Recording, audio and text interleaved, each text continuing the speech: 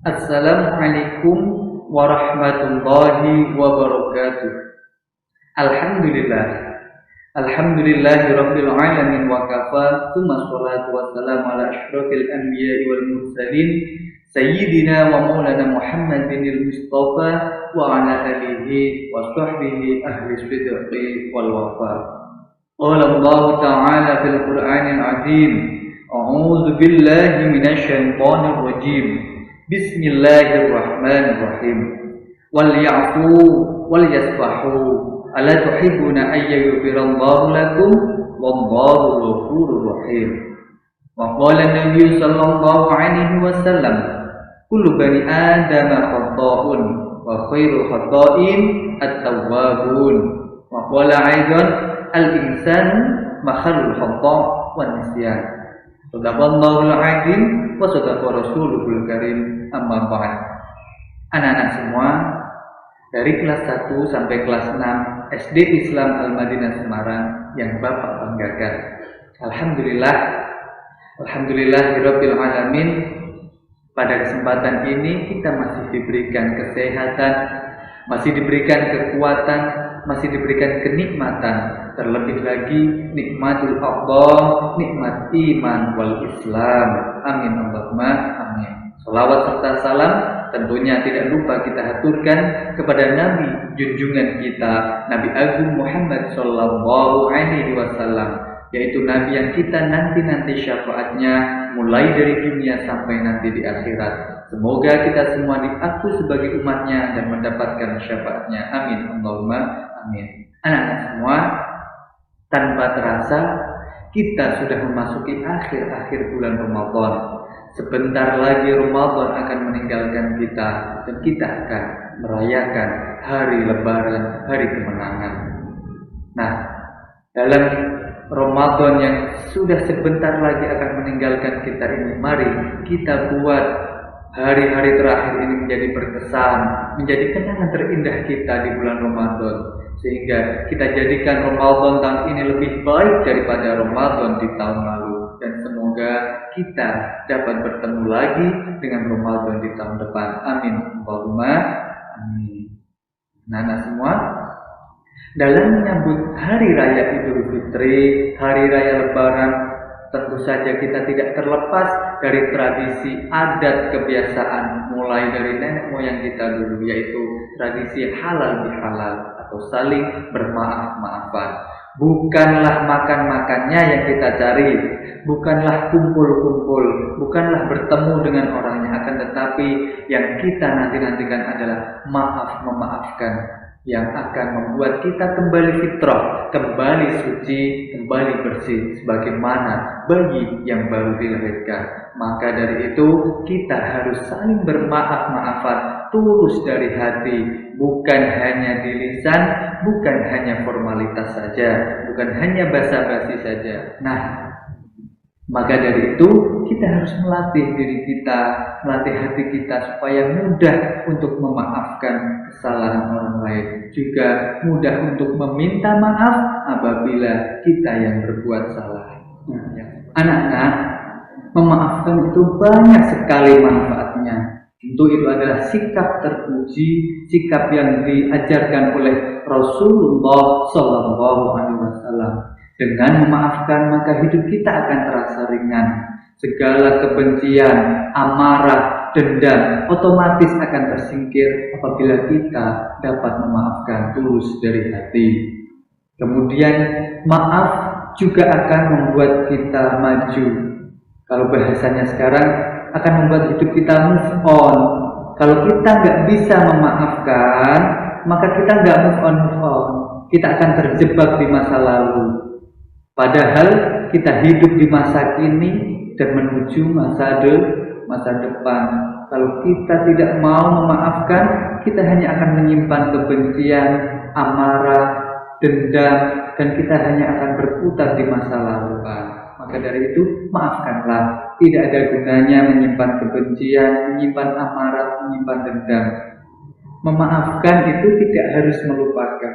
Ya, kita bisa memaafkan dan kita tidak harus melupakan. Kita mungkin bisa ingat, tapi kita sudah memaafkan. Hati kita sudah legowo. Nah, di momen yang spesial ini menyambut Hari Raya Idul Fitri, mari kita buat hati kita supaya mudah memaafkan, mudah juga meminta maaf. Yang dari hati yang tulus, bukan yang hanya basa-basi, bukan hanya di lisan, bukan juga hanya formalitas, tetapi yang tulus dari hati. Maka dari itu sahabat Umar pernah berkata, hasibu anfusakum qabla an tuhasabu. Mari kita hisab diri kita sendiri sebelum diri kita dihisab oleh Allah Subhanahu wa taala. Kebanyakan dari kita apa? Sibuk untuk menghisab, mengoreksi orang lain sehingga lupa untuk mengoreksi diri sendiri. Di momen yang lebaran ini, momen yang sangat istimewa ini, kita sadari diri kita sendiri. Apakah selama ini kita memaafkan itu dari hati atau hanya di lisan atau hanya formalitas? Maka yang seperti itu tidak akan ada gunanya. Kita tidak akan pernah bisa move on. Kita nggak gerak nanti. Hidup kita stuck di situ terus, berkubang dengan masa lalu. Jadi memaafkan tidak harus melupakan, karena kita fokusnya ke depan. Ya nggak apa-apa. Kita sekali-sekali nengok ke belakang, lihat masa lalu, lihat yang sudah berlalu, tapi jangan nengok ke belakang terus. Diumpamakan seperti orang naik sepeda motor itu loh. Kalau kita naik sepeda motor, kita noleh ke belakang terus, nanti kita akan menabrak. Ya, nggak apa-apa kita sekali-sekali lihat keadaan di belakang, tapi fokusnya tetap ke depan. Seperti itu, orang memaafkan itu fokus ke depan, tidak terpengaruh, tidak digondeli oleh kesalahan di masa lalu. Maka kita akan ibadah kita semakin baik, perbuatan kita semakin baik karena kita fokus ke depan, tidak terpengaruh kanan kiri belakang. Ya. Dari itu maafkanlah, ya. Tidak ada gunanya menyimpan amarah, menyimpan dendam, menyimpan benci. Terlebih lagi di hari yang fitri, di hari lebaran, hari raya, maka hati kita senang. Kalau hati senang kan mudah memaafkan. Nah, di hari yang menyenangkan ini, di hari istimewa ini, mari kita memaafkan dari hati, kita lupakan, kita buang semua kebencian. Kemudian memaafkan juga penting bagi kita supaya kita menyadari bahwa kita hanya manusia biasa. Mungkin hari ini kita memberikan maaf kepada orang lain. Mungkin hari ini orang lain yang meminta maaf kepada kita. Siapa tahu besok kita yang butuh maaf dari mereka, kita yang butuh maaf dari dia. Maka dari itu mari kita saling memaafkan yang tulus dari hati. Kita biasakan hati kita untuk menerima keadaan, adalah membuang kebencian, membuang amarah. Kita maafkan orang yang salah. Siapa tahu besok kita yang salah, kita yang butuh dimaafkan. Maka kita hanya manusia biasa yang suatu saat juga bisa salah, juga butuh dimaafkan. Bayar itu maaf juga akan menyadarkan kita bahwa kita hanya manusia biasa yang suatu saat juga bisa salah dan juga butuh untuk dimaafkan juga. Itulah untuk melatih diri kita supaya mudah memaafkan orang lain. Bahwa sebaik-baik orang jangan kita cari kesalahannya, kita lihat kebaikannya saja. Ya. Dan juga sebaliknya, seburuk-buruk orang jangan kita lihat keburukannya, kita cari kebaikannya di dalam dirinya. Pasti ada kebaikannya.